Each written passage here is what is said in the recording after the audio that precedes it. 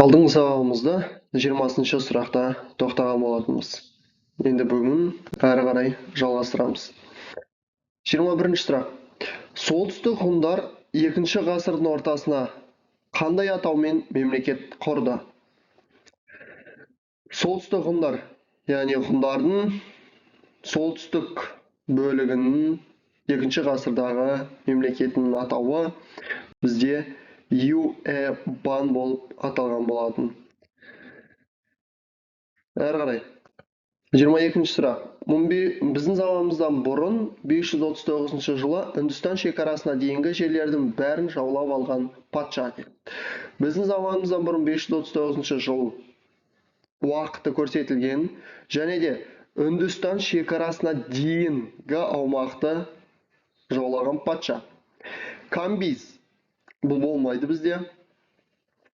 Дарий бізде 519-518 жылдары бұл кезде сақ жерлеріне шабуыл жасаған болатын. Ал бізде уақыты 539 жыл сұралып тұр.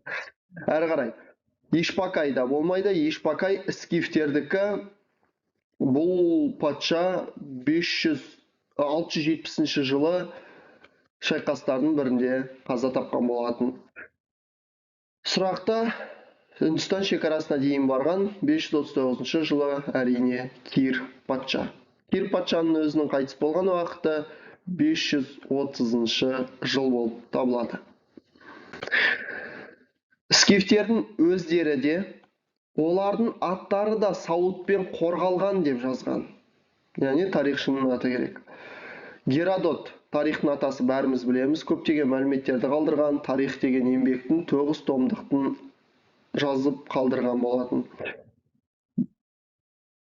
Скифтердің өздері де аттары да сауытпен қорғалғандығы туралы Геродот жазған жоқ. Симоциан, Қытай тарихшысы, бұл емес, және Аристотель де сәйкес келмейді. Аристотель бізде Александр Македонскийдің ұстазы болып табылады. Ариан, бұл жердегі дұрыс жауабы. Әрі қарай. 24-ші сұрақ. Ғұндар мен Қытай соғысының жаңа кезеңдегі ғұндарға қарсы жорық жасаумен бастаған хан императоры. Ғұндар мен қытайлықтар ғұндар мен Қытай арасындағы соғыс 3 ғасырға созылған болатын. Осы кездегі хан императорының жаңа кезеңдегі, яғни жаңадан жорыққа шыққан император сұрап тұр бұл жерде. Чанлин, Тангаужу, Чандаулин дегендер мүлдем хан императорына қатысы жоқ адамдар. Бұл жерде Уди император болып табылады. 25-ші сұрақ. Ғұндардың көшпелі мемлекеті мен юйжилерліктер арасындағы соғыс қашан және кімнің жеңісімен аяқталды? Ғұндар мен юйжиліктер арасындағы соғыс 4 ғасырға созылған болатын. 400 жыл бойы соғыс жүргізіледі. Ғұндардың жеңісімен аяқталған болатын. Бұл жерде С және Д нұсқалары болмайды. Юйжиліктердің жеңісімен иеленген. А және В нұсқалары. Бұл жерде біздің заманымыздан бұрын 165 жылы ғұндардың жеңісімен юйжиліктерді толығымен жеңген болады. В нұсқасы болмайды. В нұсқасының ғұндардың жеңісімен дегені дұрыс, бірақ 160 жыл деген уақыты сәйкес емес. Біздің заманымыздан бұрын нешінші ғасырларда скифтер алдыңғы Азияға басып кірді? Алдыңғы Азияға басып кірген олар бізде скифтер, яғни қай ғасырларда делінген? Біздің заманымыздан бұрын 8-ші және 7-ші ғасырларда скифтер алдыңғы Азияға басып кірген болатын. Біздің заманымыздан бұрын 519 жылы сақ тиграхаудаларға шабуыл жасап, Кирдің ізбасары кімді тұтқынға алады дейді. Сұрақты толығымен ең алдыменен қарастырып алайық. Біздің заманымыздан бұрын 519 жыл. Уақыты белгілі. Сақ тигра хаудаларына шабуыл жасалған патша, яғни Кирдің ізбасары. Біз бұл жерде Кирдің ізбасары деп көрсетілген 27-ші сұрақта кімді тұтқынға алады дейді. Кирдің ізбасары ол бізде бірінші Дарий. Дарий 519-518 жылдары сақ жерлеріне шабуыл жасаған болатын. Осы кезде Скун ханы тұтқынға алған болатын. Ишпакай 670 жылы қайтыс болған скифтердің патшасы. Екінші Аншан деген мүлдем болмайды, және Шырақ деген ол патшаны адастырып, шөбі құнарсыз ми далаға апарып ерлік жасаған сақ малшысы. Қазіргі Әзірбайжан жеріне келіп табан тіреген олар, яғни олар өздерінің патшалығын құрып, көршілес елдерге шабуылдар ұйымдастыра бастады. Яғни қандай тайпа? Әзірбайжан жеріне дейін барып білген сарматтар, мысалға Қазақстан территориясы. Қазақстан территориясының батыс бөлігінде сарматтар өмір сүрген, үйсіндер Жетісу жерінде өмір сүрген, қанлылар Сырдың орта және төменгі ағысында өмір сүрген. Қанлы, сармат, үйсіндер болмайды. Бұл жерде Әзірбайжан жеріне дейін келіп табан тіреп, сол жерде патшалық құрған бұл скифтер. Оңтүстікке қарай жылжыған скифтер Сирия, Палестинаға дейін барып, ненің шекарасына дейін жетті. Оңтүстікке қарай жылжыған тағы да скифтер. Бұл жерде оңтүстікке қарай жылжып, сарматтардың, Қытайдың, аралдың деген болмайды. Бұлар Азияға жерінде орналасқан негізгі тайпа мен жер атаулары. Бұл жерде әрине Палестина, Сирияға дейін барып, Мысырдың, яғни Египеттің жеріне дейін жеткен скифтер. Скифтердің басым бөлігі далаға қайтып оралды дейді. Скифтердің далаға қайтып оралған уақыты керек. Бұл жерде біздің заманымыздан бұрын 7-ші ғасырдың аяғында скифтер қайтадан далаға оралған болады. Кейін скифтер өздеріне салық төлеуге мәжбүр етеді. Скифтер өздеріне салық төлеуге мәжбүр етеді. Яғни бұл жерде 28 жыл бойы ол жерді басып алып басқарады. Кейін өздеріне салық төлеуге мәжбүр еткен ол әрине Мидияны. Сирия, Ассирия 7-8 ғасырларда өте мықты әскери жағынан мемлекет болған болатын. Вавилон емес, парсылықтар емес. Орталық Азияның отырықшы екінші аймағы Маргиана, Соғды, Бактрия сияқты жерлерді басып алып, оларды өз империясының сатрапы бағынышты аймағы еткен. Бірінші Дарий, Македонский, Кир, Шырақ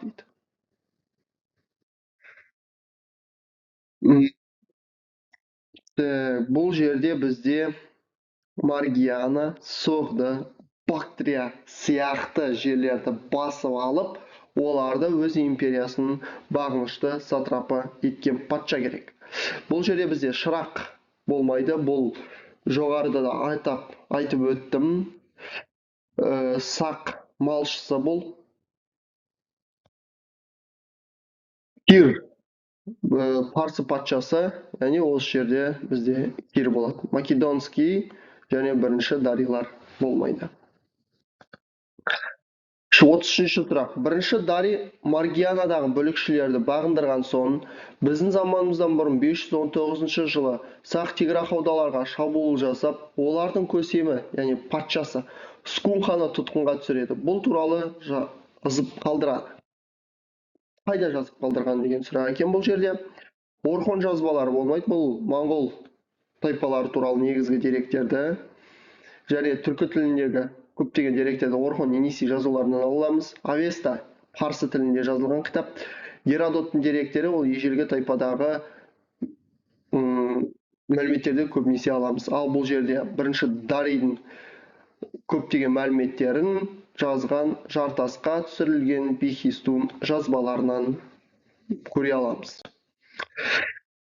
Бұл жерде қосымша мәліметтерді айта кететін болсам, Дарий әскерінің қатарында 10.000 ажалсыз сақтың болғандығы туралы мәліметтер бар.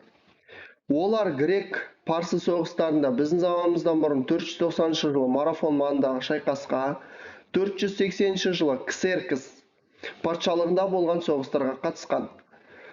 Біздің заманымыздан бұрын 1-ші мыңжылдықта ұлы далада көшпелілері шығыс пен батыстың отырықшы егіншілік өркениетімен тығыз қарым-қатынас орнатады. Біздің заманымыздан бұрын 5-4 ғасырлар соңында сақ жауынгерлері ахеменидтердің ешқайсысына бодан болған жоқ. Ал сақ патшасы ахеменидтік билікке бағынышты емес, олардың одақтасы ретінде саналған болатын. Бұны скрин жасап өздерімізге қосымша мәлімет ретінде алуымызға болады. Бұл міндетті түрде көптеген жерлерде кездесетін сұрақтар. Соғыста сақтардың дақ тайпалары бактриялық атты әскермен бірігіп, македондықтардың ең мықты жауынгерлеріне қарсы шайқас жүргізеді. Сақтардың дақ тайпалары бактриялық атты әскермен бірігіп, македондықтардың ең мықты жауынгерлеріне қарсы соғыс жүргізгені. Бірінші дүниежүзілік соғыс мүлдем болмайды. Бұл 1914-1918 жылдары болған болатын. Гавгамелла шайқасы біздің заманымыздан бұрын 331 жылы болған болатын. Александр Македонский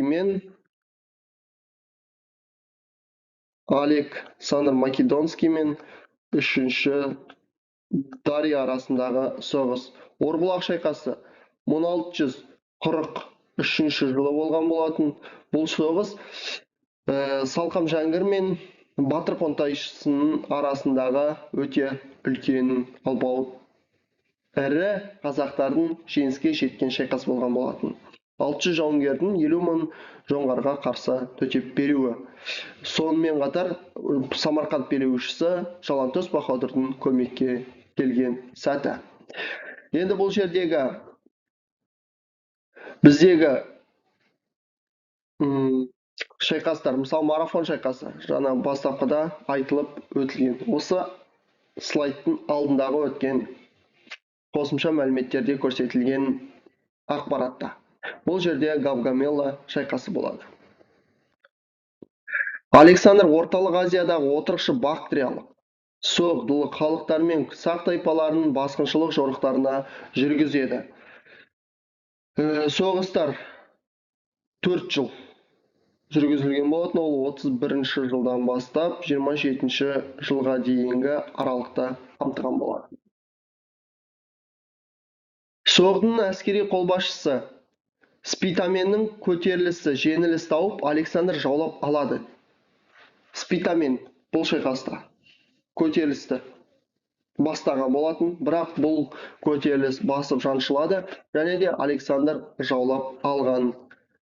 Бұл соғды мен Бактрияны жаулап алған болатын. 37-ші сұрақ. Ержүрек қолбасшы Мөде жаулап алады. Яғни Мөде біздің заманымыздан бұрын 209 жылы Лев Гумилевтің дерегі бойынша Мөде ғұн мемлекетінің негізін салған болатын. Ғұн мемлекеті Алтай өңірлерінде, Қытайдың солтүстік бөлігінде пайда болған кейінгі темір дәуіріндегі өте мықты тайпалық одақ. Біздің заманымыздан бұрын 55 жылы бұл мемлекет солтүстік және оңтүстік болып бөлініп кеткен болатын. Оңтүстік бөлікті Қытайлар өздеріне басып алады. Солтүстік жи бастаған топ батысқа қарай қоныс аударған болатын. Мөде жолаушылық жорықтар кезіндегі мөденің әскері де жалпы ғұн тайпалары мықты қарулармен және ат үстіндегі шебер соғыс қаруларымен, сонымен қатар қаруларды шебер пайдалануы арқылы атты әскердің тактикалық әдістерді қолдану арқылы сыртқы саясатта көптеген жерлерді бағындырған болатын. Сонымен қатар мөде бізде Саян, Алтай, жоғары Енисей аймағын мекендеген көшпелі және жартылай көшпелі тайпаларды жаулап алған болатын. Бұл жердегі Алтай, жоғары Енисей, Алтай, жоғары Енисей, Алтай, жоғары Енисей бар, бірақ бұл жерде Каспий емес, Балқаш емес, Арал емес, бұл жерде Саян аймағындағы жерлерді басып алған болатын. Батысқа жылжи отырып, солтүстік ғұндар 2 ғасырдың ортасында Юэбан, қытайша атау, мемлекет құрады, 5 ғасырға дейін өмір сүреді. Яғни батысқа жылжып солтүстік ғұндар қай жерге келеді? Яғни қай жерде олар мемлекетті құрады деген сұрақ. Бұлар шығыс Қазақстан аймағы мен Жетісу жеріне келіп, өздерінің мемлекетін Юэбан деп аталатын мемлекетті 5 ғасырға дейін өмір сүрген болатын. Ғұндардың ұлы көсемі Аттила шығыс Еуропада өз мемлекетін құрды. Яғни қай ғасыр? Аттила өте мықты, қолбасшы, патша ретінде тарихта өшпестей өте үлкен із қалдырған болатын. Бұл Аттила Рим империясының аумағына дейін жеткен болатын, және көптеген халықтарды, көптеген жерлерді өзінің қарамағында ұстап, жолаушылық жорықтарды жүргізген болатын. Аттила шығыс Еуропада өз мемлекетін 5 ғасырда құрған болатын. 4 ғасырдың ортасында ғұндар ұлы даланы бойлай батысқа жорық жасап, қай жерге дейін жетеді. Әрине, бұл Рим империясының шекарасына дейінгі аумаққа жеткен болатын. Осылай бізде бүгінгі